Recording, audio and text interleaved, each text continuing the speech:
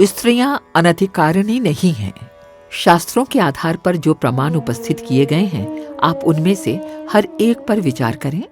हर विचारवान को यह सहज ही प्रतीत हो जाएगा कि वेद शास्त्रों में ऐसा कोई प्रतिबंध नहीं है जो धार्मिक कार्यों के लिए, सद्ज्ञान उपार्जन के लिए, वेद शास्त्रों का श्रवण मनन करने के लिए रोकता हो।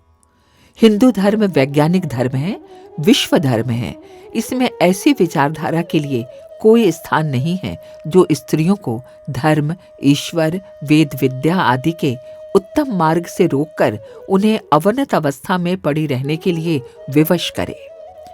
प्राणी मात्र पर अनंत दया एवं करुणा रखने वाले ऋषि मुनि ऐसे निष्ठुर नहीं हो सकते जो ईश्वरीय ज्ञान वेद से स्त्रियों को वंचित रखकर उन्हें आत्मकल्याण के मार्ग पर चलने से रोकें।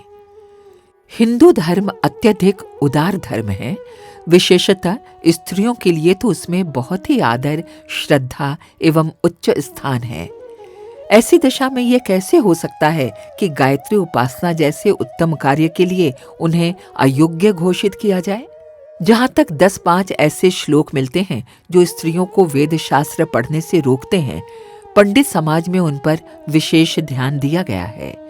प्रारंभ में बहुत समय तक हमारी भी ऐसी ही मान्यता रही कि स्त्रियां वेद न पढ़ें, परंतु जैसे जैसे शास्त्रीय खोज में अधिक गहरा प्रवेश करने का अवसर मिला, वैसे वैसे पता चला कि प्रतिबंधित श्लोक मध्यकालीन सामंतवादी मान्यता के प्रतिनिधि हैं। उसी समय में इस प्रकार के श्लोक बनाकर ग्रंथों में मिला दिए गए। सत्य सनातन वेदोक्त भारतीय धर्म की वास्तविक विचारधारा स्त्रियों पर कोई बंधन नहीं लगाती। उसमें पुरुषों की भांति ही स्त्रियों को भी ईश्वर उपासना एवं वेद शास्त्रों का आश्रय लेकर आत्मलाभ करने की पूरी सुविधा है। प्रतिष्ठित गणमान्य विद्वानों की भी ऐसी ही सम्मति है। साधना और योग की प्राचीन परंपराओं के जानकार महात्माओं का कथन भी यही है कि स्त्रियां सदा से ही गायत्री की अधिकारिणी रही हैं। स्वर्गीय मालवीय जी सनातन धर्म के प्राण थे। पहले उनके हिंदू विश्वविद्यालय में स्त्रियों को वेद पढ़ने की रोक थी, पर जब उन्होंने विशेष रूप से पंडित मंडली के सहयोग से इस संबंध में स्वयं खोज की, तो वे भी इस निष्कर्ष पर पहुंचे कि शास्त्रों में स्त्रियों के लिए कोई प्रतिबंध नहीं है। उन्होंने रूढ़िवादी लोगों के विरोध की रत्ती भर भी परवाह न करते हुए हिंदू विश्वविद्यालय में स्त्रियों को वेद पढ़ने की खुली व्यवस्था कर दी। अब भी कई महानुभाव ये कहते रहते हैं कि स्त्रियों को गायत्री का अधिकार नहीं। ऐसे लोगों की आंखें खोलने के लिए असंख्य प्रमाणों में से ऐसे कुछ थोड़े से प्रमाण यहाँ प्रस्तुत किए गए हैं। संभव है जानकारी के अभाव में किसी को विरोध रहा हो। दुराग्रह से कभी किसी विवाद का अंत नहीं होता। अपनी ही बात को सिद्ध करने के लिए हठ ठानना अशोभनीय है। विवेकवान व्यक्तियों का सदा ये सिद्धांत रहता है कि जो सत्य सो हमारा। अविवेकी मनुष्य जो हमारा सो सत्य सिद्ध करने के लिए वितंडा खड़ा करते हैं। विचारवान व्यक्तियों को अपने आप से एकांत में बैठकर यह प्रश्न करना चाहिए। पहला, यदि स्त्रियों को गायत्री या वेद मंत्रों का अधिकार नहीं है, तो प्राचीन काल में स्त्रियां वेदों की मंत्र दृष्टि ऋषिकाएं क्यों हुईं? दूसरा, यदि वेद की वे अधिकारिणी नहीं हैं, तो यज्ञ आदि धार्मिक कृत्यों का तथा षोडश संस्कारों में उन्हें सम्मिलित क्यों किया जाता है? तीसरा, विवाह आदि अवसरों पर स्त्रियों के मुख से वेद मंत्रों का उच्चारण क्यों कराया जाता है? चौथा, बिना वेद मंत्रों के नित्य संध्या और हवन स्त्रियां कैसे कर सकती हैं? पांचवा, यदि स्त्रियां अनधिकारिणी थी, तो अनुसुईया, अहिल्या, अरुंधति, मदालसा आदि अगणित स्त्रियां वेद शास्त्रों में पारंगत कैसे थीं? छठा प्रश्न, ज्ञान, धर्म और उपासना के स्वाभाविक अधिकारों से नागरिकों को वंचित करना क्या अन्याय और पक्षपात नहीं है? सातवां, क्या नारी को आध्यात्मिक दृष्टि से अयोग्य ठहराकर उनसे उत्पन्न होने वाली संतान धार्मिक हो सकती है? 8वां, जब स्त्री पुरुष की अर्धांगिनी है तो आधा अंग अधिकारी और आधा अंग अनधिकारी, ये किस प्रकार होगा? इन प्रश्नों पर विचार करने से हर एक निष्पक्ष व्यक्ति की अंतरात्मा यही उत्तर देगी कि स्त्रियों पर धार्मिक अयोग्यता का प्रतिबंध लगाना किसी भी प्रकार न्यायसंगत नहीं हो सकता। उन्हें भी गायत्री आदि का पुरुषों की भांति अधिकार होना चाहिए। हम स्वयं भी इसी निष्कर्ष पर पहुंचे हैं। हमारा ऐसी 50 स्त्रियों से परिचय है जिन्होंने श्रद्धा पूर्वक वेदमाता गायत्री की उपासना की है और पुरुषों के ही समान संतोषजनक सफलता प्राप्त की है।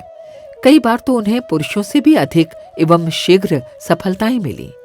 कन्याएं उत्तम घर वर प्राप्त करने में, सधवाएं पति का सुख सौभाग्य एवं सुसंतति के संबंध में, और विधवाएं संयम और धन उपार्जन में आशाजनक सफल रही हैं।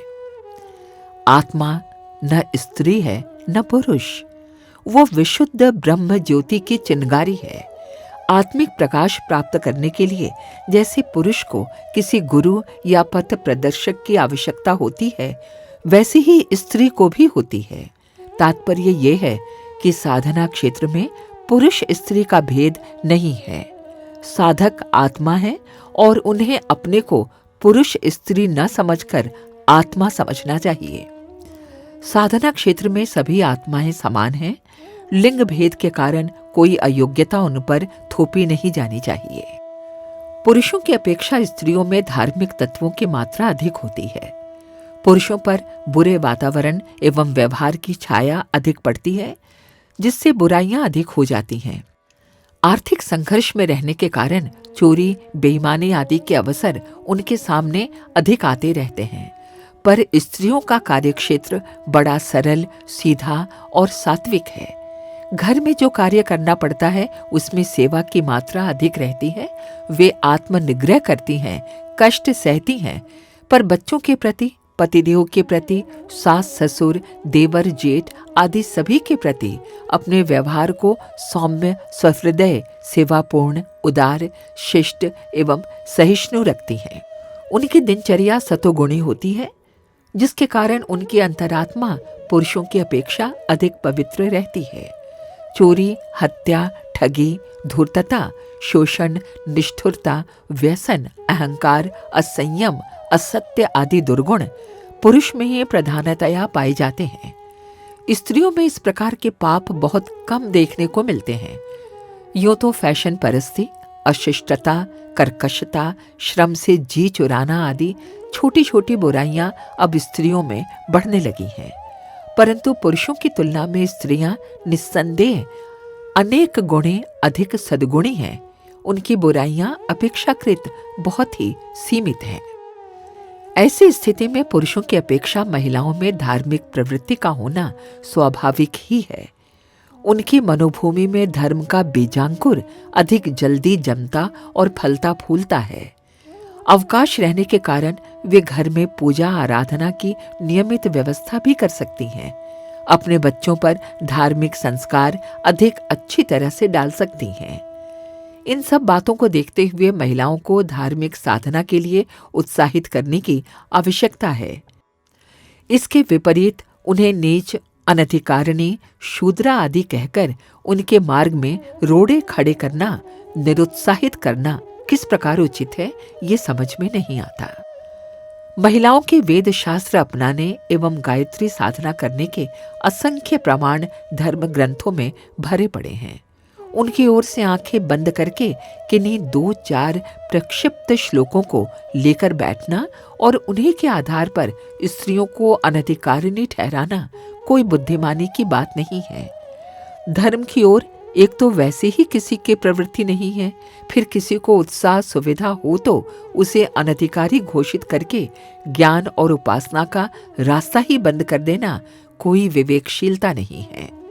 हमने भली प्रकार खोज विचार, मनन और अन्वेषण करके ये पूरी तरह विश्वास कर लिया है कि स्त्रियों को पुरुषों की भांति ही गायत्री का अधिकार है। वे भी पुरुषों की भांति ही माता की गोदी में चढ़ने की, उसका आंचल पकड़ने की, उसका पयपान करने की पूर्ण अधिकारिणी हैं। उन्हें सब प्रकार का संकोच छोड़कर प्रसन्नता पूर्वक गायत्री की उपासना करनी चाहिए। इससे उनके भव बंधन कटेंगे, जन्म मरण की फांसी से मुक्ति मिलेगी, जीवन मुक्ति और स्वर्गीय शांति की अधिकारिणी बनेंगी। साथ ही अपने पुण्य प्रताप से अपने परिजनों के स्वास्थ्य, सौभाग्य, वैभव एवं सुख शांति की दिन दिन वृद्धि करने में महत्वपूर्ण सहयोग दे सकेंगी। गायत्री को अपनाने वाली देवियां सच्चे अर्थों में देवी बनती हैं। उनके दिव्य गुणों का प्रकाश होता है। तदनुसार वे सर्वत्र उसी आदर को प्राप्त करती हैं जो उनका ईश्वर प्रदत्त जन्मजात अधिकार है। प्रस्तुत है शांति कुंज वीडियो ऐप, उपलब्ध है गूगल प्ले स्टोर पर। अभी डाउनलोड करें। हमारे YouTube चैनल शांति कुंज वीडियो गायत्री परिवार को सब्सक्राइब करें एवं बेल आइकन जरूर दबाएं ताकि गायत्री परिवार की विभिन्न गतिविधियों की जानकारी आपको मिलती रहे।